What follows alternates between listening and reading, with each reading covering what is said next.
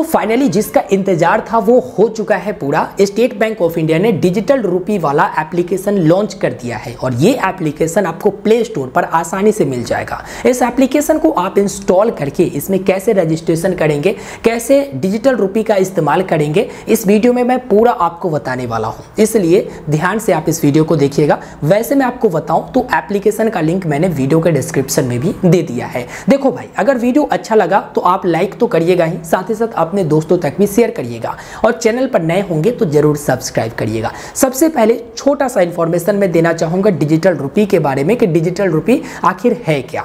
देखो, अभी तक हम लोग क्या करते हैं, एक तो यूपीआई मनी ट्रांसफर करते हैं जो कि अंकों में पैसे ट्रांसफर करते हैं। अगर 100 रुपए की ट्रांसफर लगाना हो तो 100 अंकों में हुआ।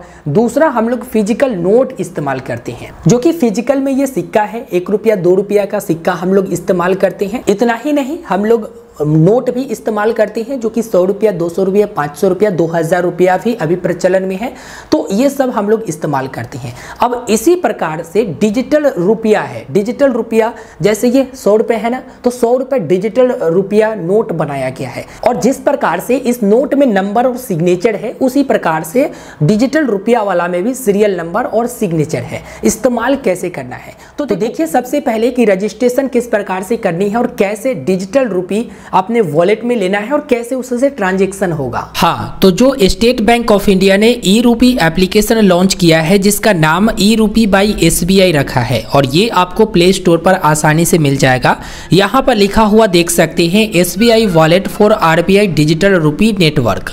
अब इस एप्लीकेशन का लिंक मैंने वीडियो के डिस्क्रिप्शन में भी दे दिया है, जहाँ से रीडायरेक्ट कर देगा आपको प्ले स्टोर पर और फिर यहाँ पर ये एप्लीकेशन आप अपने डिवाइस में इंस्टॉल कर पाएंगे और उसके बाद इस एप्लीकेशन को ओपन करना है। एप्लीकेशन ओपन होते ही एंटर बटन मिलेगा, इस एंटर बटन पर आपको क्लिक करना है। उसके बाद आपको परमिशन दे देना है फोन कॉल की और मैसेजेस की।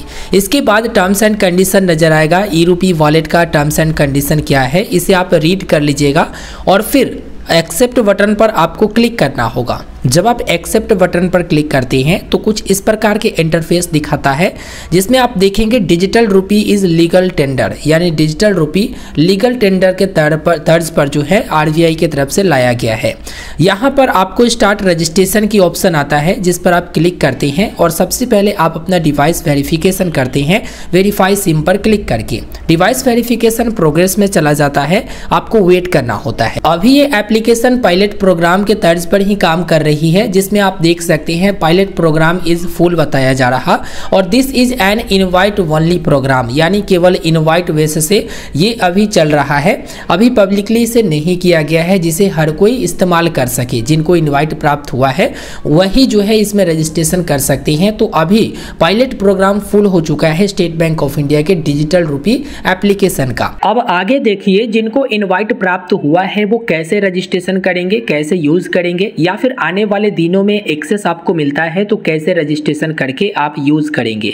तो सिम वेरिफिकेशन कर लेने के बाद आपको कंटिन्यू की ऑप्शन पर क्लिक करना होता है। उसके बाद एक एप्लीकेशन का पासवर्ड आप बनाते हैं, ठीक है।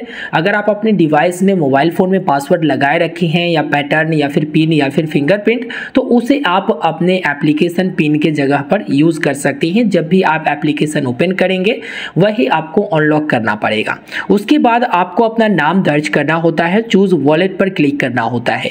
रिकवरेबल की ऑप्शन आता है जहां पर गेट रिकवरी कोड पर क्लिक करके रिकवरी कोड आप प्राप्त करते हैं, जो कि आपको थोड़ा सा वेट करना है और रिकवरी कोड आपको मिल जाता है, जो कि कॉपी पर क्लिक करके आप कॉपी कर लेते हैं।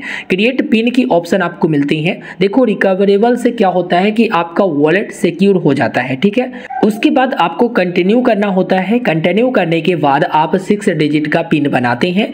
जो पिन आपको हमेशा याद रखना है, ये वॉलेट का पिन है। जब भी आप इस्तेमाल करेंगे इस पिन का उपयोग आप कर पाएंगे। पिन बना लेने के बाद आप देखते हैं कि आपका वॉलेट का पिन बन चुका।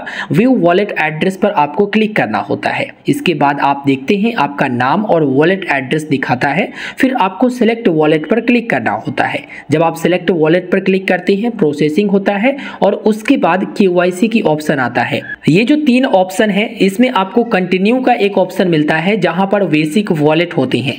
दूसरा ऑप्शन मिलता है आधार केवाईसी का। आधार केवाईसी आप करते हैं तो मिनिमम केवाईसी ये कंप्लीट होता है, जो कि आधार ओटीपी वेरिफिकेशन वगैरह से। उसके बाद तीसरा ऑप्शन मिलता है link state bank of India account. State bank of India में आप अकाउंट खोल चुके हैं तो उसमें फुल केवाईसी कराए होंगे, तो आप अपने अकाउंट को लिंक करने के बाद इस वॉलेट की फुल केवाईसी ऑटोमेटिक हो जाता है। तो आपको बैंक अकाउंट लिंक करने के लिए ना यहाँ पर टिक करके उसके बाद कंटिन्यू करना होगा। जब आप कंटिन्यू करते हैं तो बैंक डिटेल खोजा जाता है, जिस तरह से यूपीआई लिंक करते हैं। इसके बाद देखते हैं बैंक अकाउंट आपके मोबाइल नंबर से खोज लिया जाता है और अकाउंट डिटेल कुछ इस प्रकार से बताता है।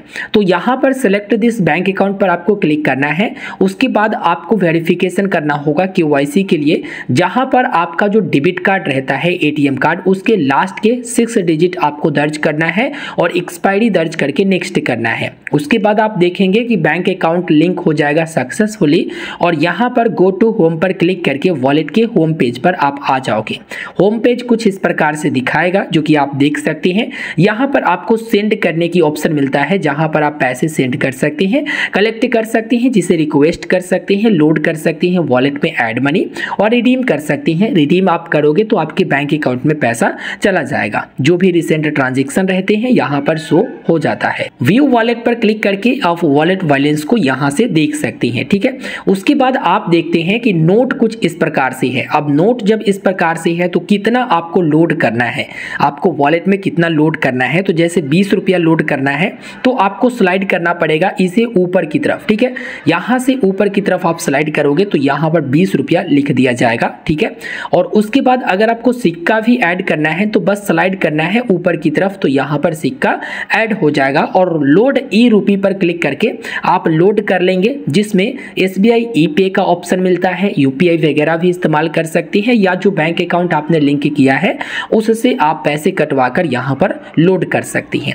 इस प्रकार से आप यहाँ पर रिव्यू एक बार देखेंगे और लोड ई रूपी पर क्लिक करके आप अपना वॉलेट का 6 डिजिट जो बनाते हैं वो दर्ज करना होता है और सक्सेसफुली ये लोड हो जाता है, ठीक है। इस प्रकार से और आपको एक सीरियल नंबर मिल जाता है। जो भी आप ई रूपी लोड करते हैं वो सीरियल नंबर आपको मिल जाता है। इसके बाद आपके वॉलेट में ई रूपी लोड हो जाता है। अगर आप रिडीम करना चाहे, मतलब इसे अपने बैंक अकाउंट में लेना चाहे, तो रिडीम वाले ऑप्शन पर क्लिक करते हैं और लोड करने के समय ऊपर की तरफ आपने किया था, अब रिडीम करना है तो आपको नीचे की तरफ स्लाइड करना होगा, ठीक है।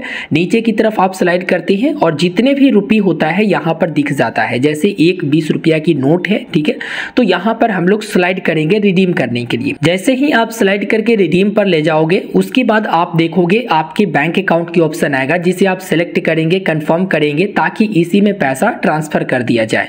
और आप वॉलेट का 6 डिजिट जो पिन बनाते हैं वो दर्ज करेंगे और हो गया सक्सेसफुल रिडीम। इस प्रकार से आप रिडीम कर सकते हैं। और जो भी आप रिडीम या फिर लोड करेंगे या ट्रांजेक्शन करेंगे ना, वो यहाँ पर रिसेंट ट्रांजेक्शन में शो होगा। जैसे 41 रुपया पहले लोड हुआ, उसके बाद यहाँ पर 20 रुपया जो है लोड हुआ। इस प्रकार से आपको बताना चाहेंगे कि जो पैसे आपको सेंड करना होता है वो यहाँ पर सेंड करके, जैसे यूपीआई से मनी ट्रांसफर करते हैं उसी प्रकार से डिजिटल रुपया आप किसी को सेंड करते हैं।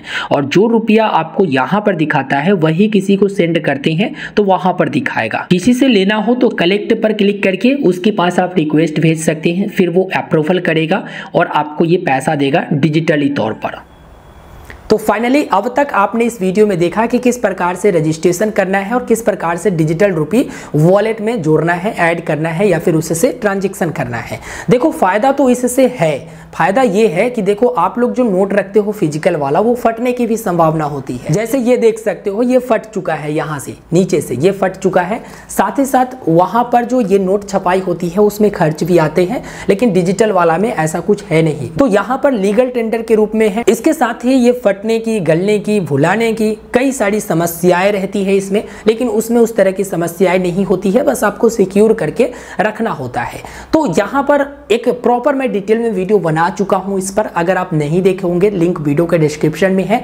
पूरा डिटेल में मैं बता चुका हूं क्या फायदे हैं, किस तरह से हैं। उम्मीद करते हैं ये वीडियो आपको पसंद आया होगा। लाइक कर दीजिएगा, अपने साथी दोस्तों तक शेयर कर दीजिएगा। धन्यवाद।